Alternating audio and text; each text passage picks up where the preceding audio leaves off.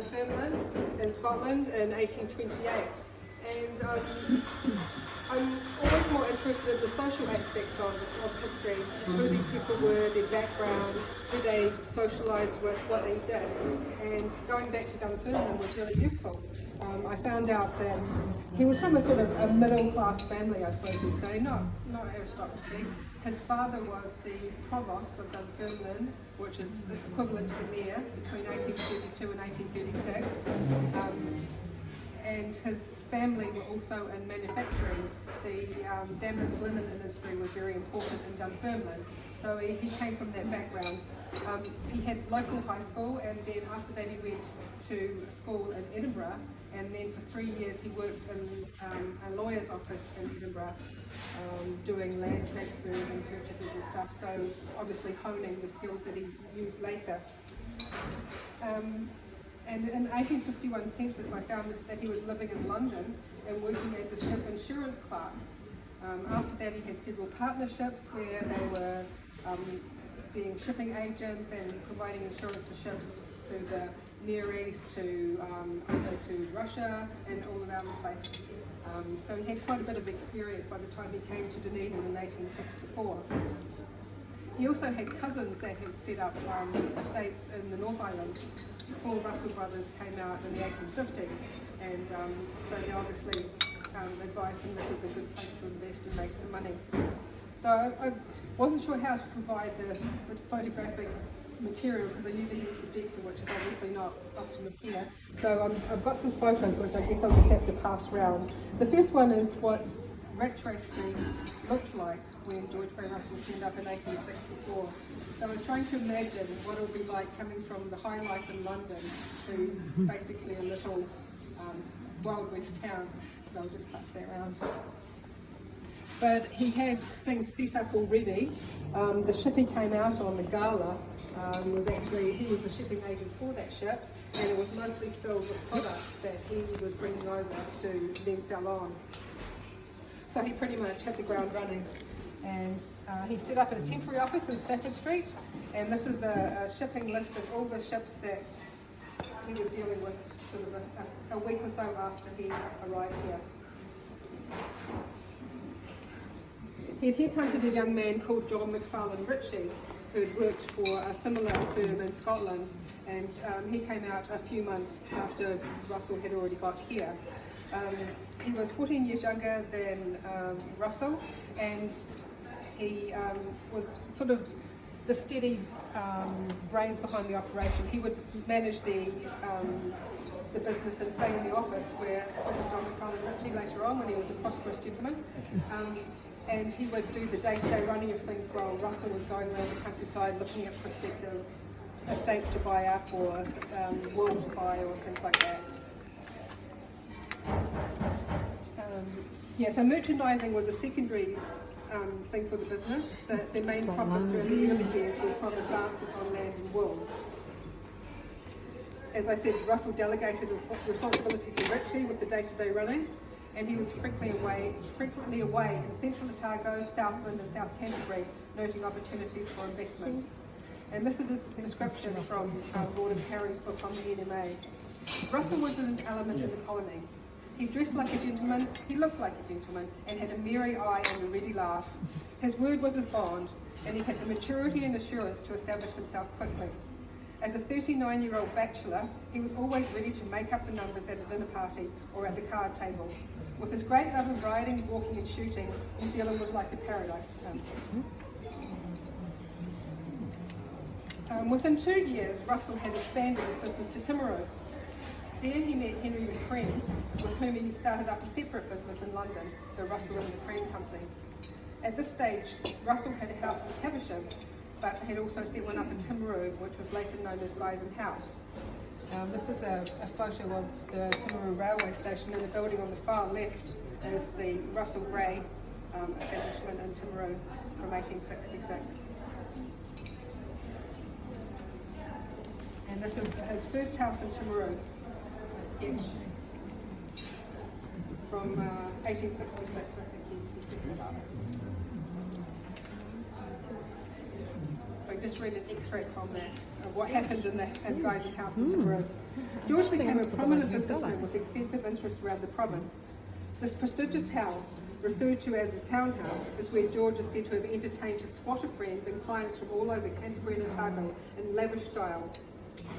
The hospitality at Guy's House was well rewarded as the firm of Russell Ritchie and Company expanded quickly. A number of squatters were then sending their wool by Russell Ritchie and Co. and Russell LeCran and Co. to London. So it was a centre of socialising in Timaru at the time. This is another photo of outside the front of Guy's House. This is George Grey Russell's wife and his sister-in-law, Margaret LeCran. The partnership that he set up with Ritchie was formalised in 1873, but in 1878 both the Russell Ritchie and Company and Russell LeCran and Company were sold to become the National Mortgage Agency, so NMA, the big firm, and Ritchie became a Dunedin director. Ritchie's wealth increased as he put more money into property. He bought Otapua Station in Timaru and set about building a splendid colonial gentleman's house on a large estate. The two-storied home had 14 rooms and a tree-lined drive with extensive gardens. A lot of these photos, unfortunately, just have Otapua House but no dates associated with them or who is actually in the photo. But I think that the man on the left is George Grey Russell, and I think that's his sister-in-law, LeCran. And this is another one. This is looking a view out of Otapua House to his magnificent carriage and horses.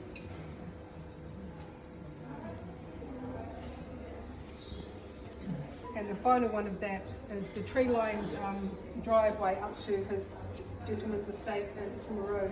And the trees are still there, unfortunately the house isn't. And this is his wife and sister-in-law, probably in the 1890s, I would say. So as I said before, Russell at this stage, when he first came to Dunedin, he had a house in Caversham.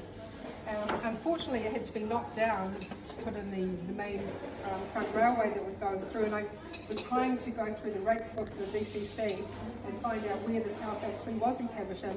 And then I found a map of the railway line, and if you have a look at it when you see it, the railway line is in red, and there's a house here that's got a railway line going right through the middle of it. So I presume that is George Grey Russell's house up the valley. So in 1871, the year we're celebrating, he began building what was to be a holiday house, but was also a working farm. As we see in this photo, this is an early shot of the Glenfalloch home set up in the hill.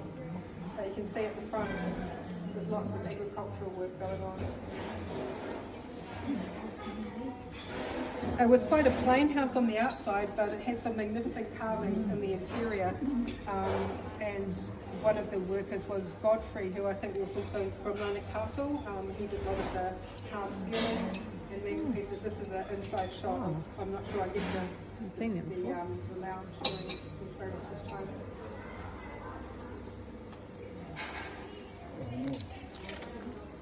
And I found this wonderful book written by a visitor from Scotland who'd come over to look at prospective land to buy, and he obviously knew George Grey Russell beforehand. He arrived here in 1872 and kept a diary pretty much sending back to his wife, and I'll just read to his entry for February the 23rd.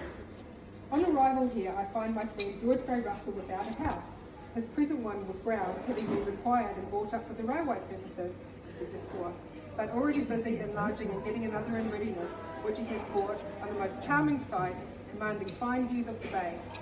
For the time being, he is living in private apartments at the Criterion Hotel, in which I also have accommodation, spending most of my odd time in his rooms, where he peruses every copy of the London Times as religiously as if he were living in London.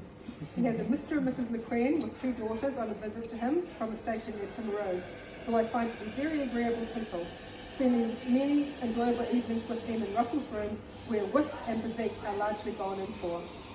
So this is, I have a photo here of the Criterion in that time, so what is now where the Savoy is, and this is where Russell was living while Glenfalloch was being built.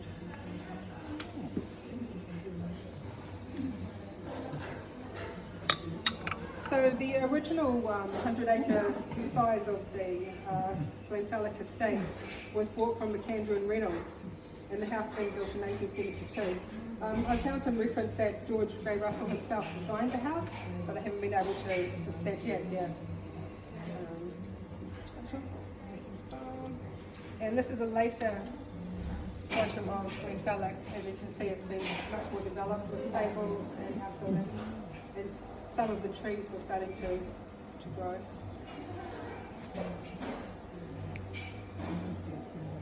There was no road out here until the 1880s. There was only what they called a bridle track, which could be ridden on when the tide was low. So George Gray Russell had his own steam launch that he would use to go into town to do his business or go to church on Sunday. And he had a captain's cabin built next door, which is still existing, and it's a private residence. And here's a photo of the jetty as it originally was.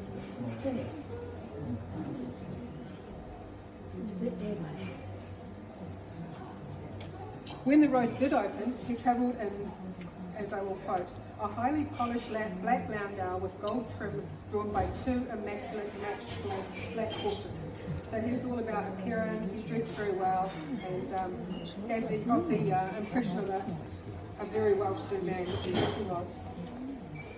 In terms of family, You might put an offer on. it's not there anymore, unfortunately. Like a lot of them have burned down. George Gray Russell married late in 1899 at the age of 71. Good on him. His cousin didn't even meet her, he got married at 90.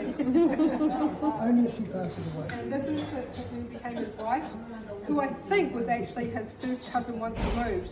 Barbara Amalia Shearer, what was her married name, was her mother and George Gray Russell, no, her grandmother and George Gray Russell's mother were sisters. So it was a family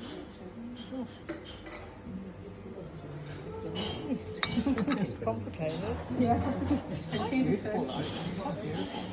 Although he'd never had children of his own, he cared for the children of his brothers.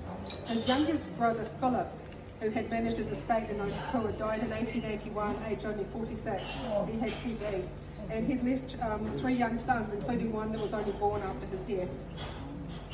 His widow, Margaret McCrean Russell, who was 20 years younger than her husband, came and lived here most of the time and often acted as hostess at George Gray Russell's social events. And this is a photo of George Gray Russell and his sister-in-law in the driveway of Glenfalloch.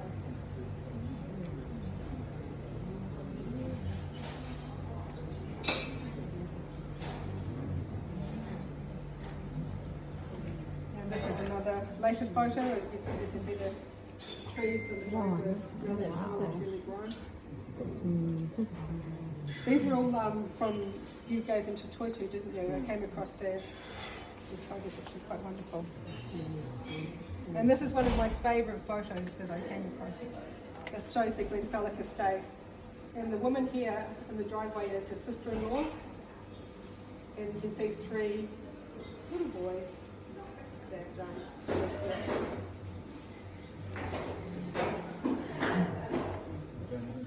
And just to make a commentary on the sort of social group they grew up in, I found this in the Masterton archives. These 2 are 2 of the little boys that you can see in the driveway.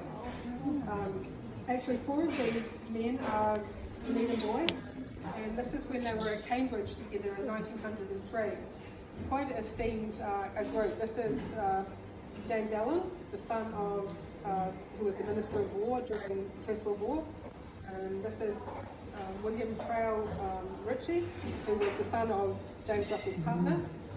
This is Philip Russell, and this is George Gray Russell, his nephew. these tourists left you here. And this man here, who was at the school at the same time with them, is Harold Gillis, who you might know as the legendary, not inventor, but he made a lot of progress with plastic surgery and became knighted in the UK. So, yeah, not a bad group from Dunedin. So this was the social set they were hanging out with. George Grey Russell actually became head of the DSO in the First World War and was mentioned 3 times in dispatches. He became a lieutenant colonel and was the head of the King's Edward of Horse, and that was a cavalry troop in the First World War. He wasn't very well liked by his men, though.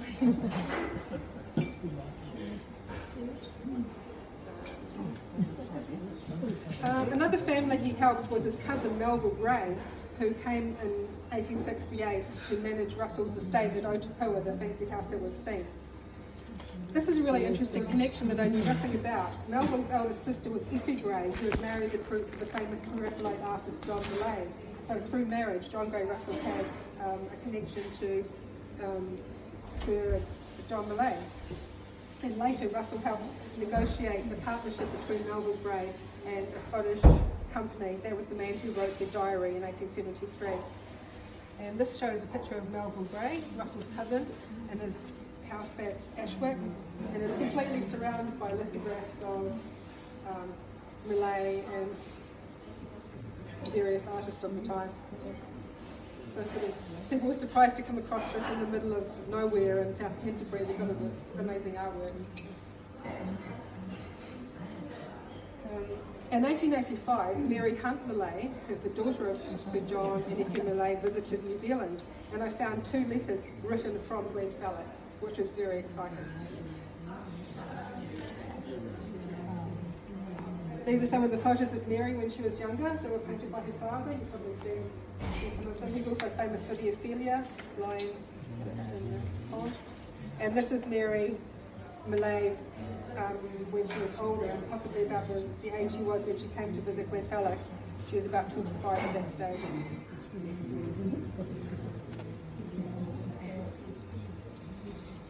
And, I managed to get the letters that she wrote from the Tate, which was good and bad. This is what they looked like. They were written on the thinnest paper I've ever seen, on both sides of the paper, and ink that was bleeding into the letter, so it took quite a long time to translate them, shall we say. But this is one of the letters. From Glenfalloch, near Dunedin, on July the 29th, 1885. My dear mother, this is to give you my best congratulations on you being your ladyship. I suddenly heard about it when we landed here. George Grey Russell knew about it and must have told Captain Boyd of the tender that came to meet our ship beyond Port Chalmers. George Grey Russell came down to meet us at Port Chalmers, which was very kind of him. As Melville's not here, Mr. Russell is taking me back to his house at Glenfalloch, and I will spend a few days there. Mrs. Philip Russell, George Grey Russell's sister-in-law, and her 3 little boys live here with him, and it makes the house very cheerful. It's such a pretty place looking down to Dunedin Bay, and is 6 miles from town. Mrs. Philip Russell had her brother and wife staying here at first when I came, and now has one of the McLarens, and I'm very glad that we rest before going up to Melville's, where they say it will be very much colder with snow as he's up amongst the hills. George Grey Russell goes up to business in Dunedin 3 times a week on horseback, but he hasn't very much to do now. He talks rather like Uncle George. Both he and Mrs. Philip Russell make me feel quite at home and are as kind as possible.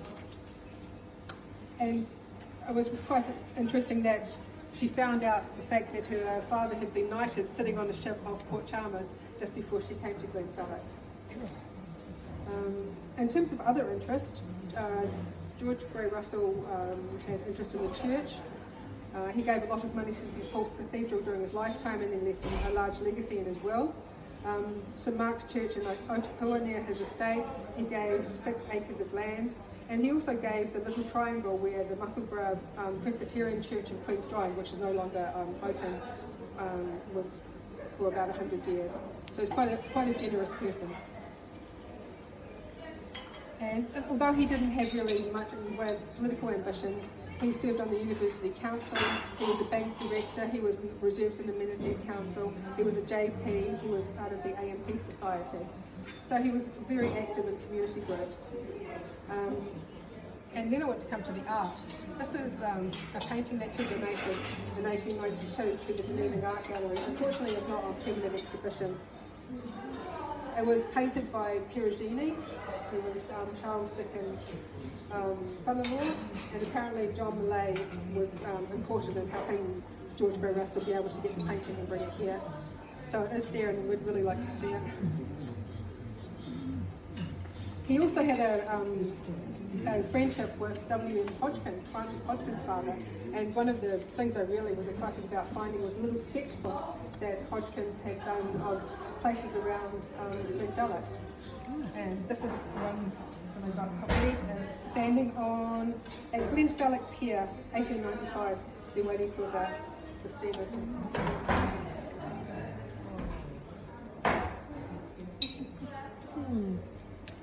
You've seen that one, haven't you, Jane? No, I actually haven't seen that one. That's beautiful, isn't it? Lovely. And this is another one. It says, "A grey morning at Glenfalloch, waiting for the coach." And there we have George Gray Russell and W.M. Hodgkins. So you obviously spend a bit of time out here, and then you're waiting for your coach from Portobello to go to town. Sketches, aren't they? And this is a lovely one too. This is, I think this might be the little boys that George Gray Russell's nephews, some really lovely things of little boys floating yachts. They were flying on the grass and playing with toys. And I have a couple of larger ones that I won't hand around. This is another one from the same sketchbook, which is a lovely view of the Glenfalloch homestead. And I think my favourite one is called Evening at Glenfalloch, and this was made into a painting, which we've seen, haven't we?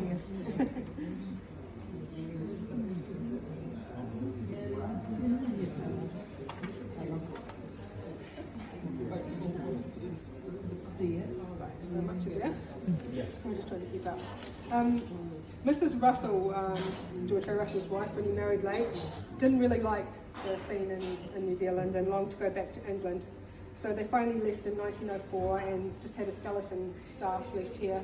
The Roy family, I think it was, to look after the gardens, but it did get out of hand. They retired to Bournemouth, and he actually named his house there Glenfalloch, so obviously it still carried a special meaning for him. And he died there in 1919, a very wealthy man.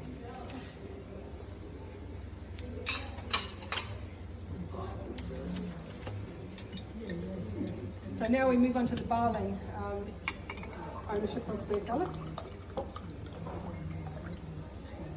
Barling was born in Sussex in 1881, where he worked for some time as an estate manager and helped give him a lifelong love of trees and gardens. After fighting in the Boer War and sometime killing kangaroos in Tasmania, he ended up in Dunedin. From 1910, he ran the Savoy Tea Rooms, which later expanded in the Hayes Building. He bought Glenfalloch, which was much smaller then, only 20 acres rather than the 100 that George Gray Russell had in 1917. He re-established it as a market garden with cut flowers, and a lot of vegetables and flowers were used up at the Savoy. And you have memories of that, Gerald, when you say when they loaded up the car full of flowers and veggies, and they'd come home with scraps for the pigs and London to be done. And this is a photo, and I think that's the piggery in the background, would that be right?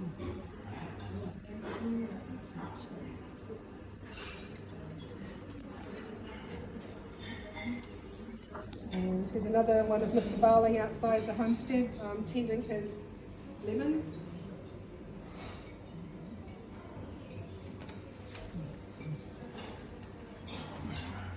And with his wonderful weathers and goods.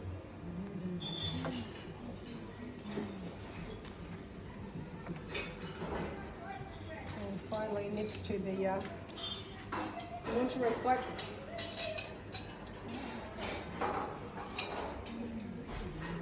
He was one of the group men of the trees, and he's also supported things like planting kowhai up on Junction Road on the other side of the harbour. So he's very passionate about nature and leaving something for later generations. When the Barlings first had it, it wasn't open to the public, but they did use it for a lot of charity events, especially raising money for St Aidan's Church in the Canterbury Bay, and also had dignitaries visiting, such as Anthony Eden. And Gerald, can you tell me a little story about George VI?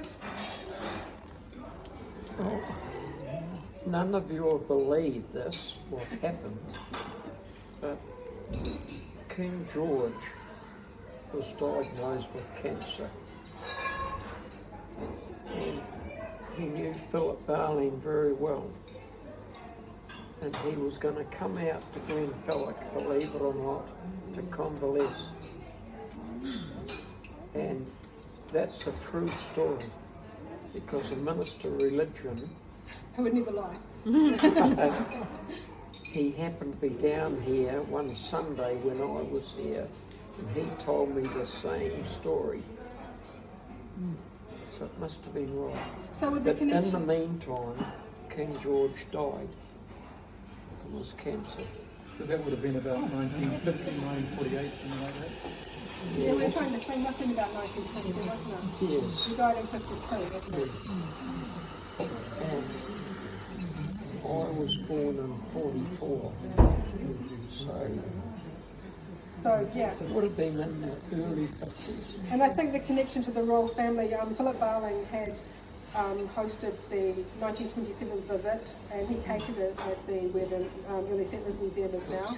And then in 1949 he got the OBE for his Fat for Britain thing, which sending fat back to Britain because of the shortages after the war. So, and you went to a garden party, was it 77? Royal garden party? Round about then. Yeah. Buckingham Palace. In terms of the house, Barling modified it to look more like an English cottage. She closed in the veranda and added lead-like windows. I think that was the work of Edward Anscombe, who was the architect for the Savoy. So it's quite a different look. Sorry, what was that? What was that house? That's the current one. Yeah, before that's what it was George Barry Russell's house, which was very plain on the outside. Barling changed it, and then when did they rough cast it and paint it white? Do you know, James? So they built over it, they didn't put it under. No. They just modified it and changed the windows completely, and added the fountain and stuff. Though. That was before my time.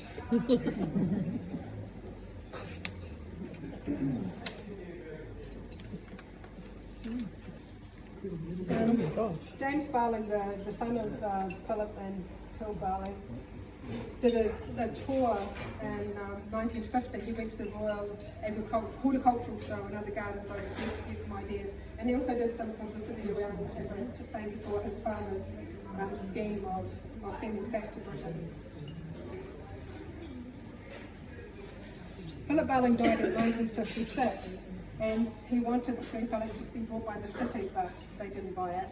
So James Barling, his son, bought it and opened it to the public for the first time in 1957. This is a rather nice photo of James Barling sitting here at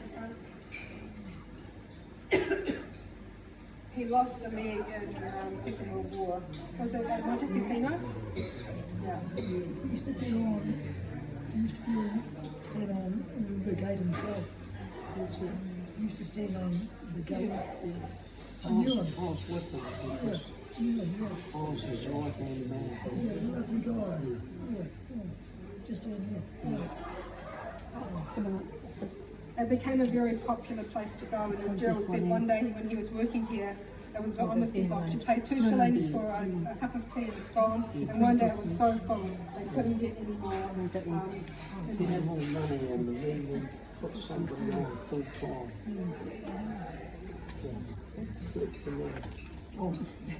I got some of the notes. That one's been around, I think. So James Barling did some modifications to what were the original stables, and turned it into the chalet, which was probably more commonly known. later years. This is Joel, Ethel Joel. That's been around. This one's been around. Lemon tree. So they used to come on a Saturday. I used to come in like that. One day. It was a great, it used to be our garden, they just run away.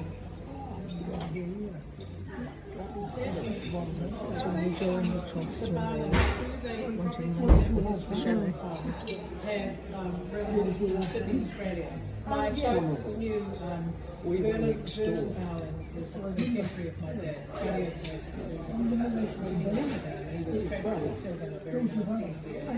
April 19. Jill.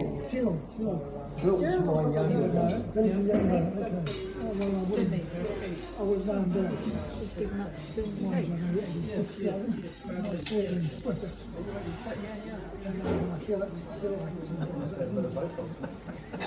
I remember you telling me also, Gerald, that when they were so busy that sometimes, because you live next door to Glenfalloch, that people would have to rustle up, your mum, run over to your mum and she'd rustle up another batch of scones to sell. So it's been so great having people that have connections with You that. know, Bill,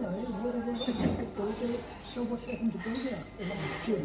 It's all right. Dunedin. It's just his birthday the other day. Oh, happy birthday to Bill. And another story Gerald told me was that the men would come, the woman would come and have a cup of tea and a scone, and the men would go and see the nude photos that were in a little gallery next to the chalet. And James Darling was actually an artist as well as a photographer, and I actually bought one of his original paintings, which I'm very excited about. And these are some of the nudes. I'm not sure if he did that one from live or just some of the photos. And that's the painting that I've got, which was quite large. Absolutely beautiful. He also did painted other things like from photographs. This one sold recently on eBay, and Lincoln and a child. And this is the sort of 1960 Technicolor sort of crying child thing, which someone found in the flea market in New Jersey. So there's quite a few of his paintings, because didn't you say that when he moved to England in 1960, he would go down to Hyde Park and just stand there and sell his paintings? Yeah. He would paint and do it. Oh, he painted as well.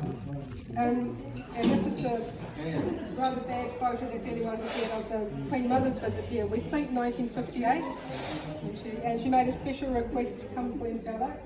And what did you say when she went home, Gerald? What did she say when she went home after visiting Glenfalloch? She said she addressed the Royal Horticultural Society over there, and she said it was the nicest woodland garden she'd been to in the world, and actually caught it. So that's great, yeah. So Jim Barling left here in 1960. And I'm going to hand over soon to June, who's going to talk about the Mills family connection to Glenfalloch. But I just want to do that with one last picture. This stained glass window, which used to be in the house and is safely in someone's private home now. This parrot used to sit on a perch at the top of the stairs as the Savoy. And one day it escaped and flew down and landed up in some trees near First Church. And there was a group of young men doing some work here. I don't know if it was with the trees or whether it was with the building. So they're working at this church, and they saw this puffing Philip Barling coming running down from the Savoy looking for his parrot. And these young men managed to get up the tree and get the parrot back, and their reward was that they were given a free meal at Savoy. Anyway, several years later, or quite a few years later, one of the young men who rescued the parrot, Mr. Gordon Mills, came to the homestead when he bought it and found the parrot was looking right back at him. I thought that was a lovely story. And this is have you seen this? Yep. This is the sale of Glenfalloch from Jim Barling to Gordon Mills for the sum of £42,000 in March 1960. So I'll hand over to June and she'll tell you something about the tenure of the mills here. before that, we were getting a lawnmower fixed. That lawnmower place near the Army Hall. You know, Yes. yeah. And he was about. He grew up here. So it might be Philip. That's his name. Who would that be? Could have been Brent, the son. I asked if he'd been back, and he said, no, not about the end. Oh, was that recently? Oh, that would be. Yeah. I don't know if he's still there. Ethel Child had a bulldog that used to pull the local cats. She used to quietly bury them when we get in the garden. There's one coming. Through the window once, and I arrived there.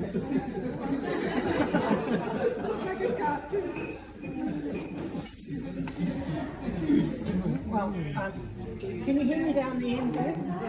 Can you hear me? I'll be very brief with my piece because that's the most fascinating history, and I love working alongside Natalie and in part with Gerald as well, as we Natalie put together the history of Glenfalloch itself right back from the start of George Gray Russell.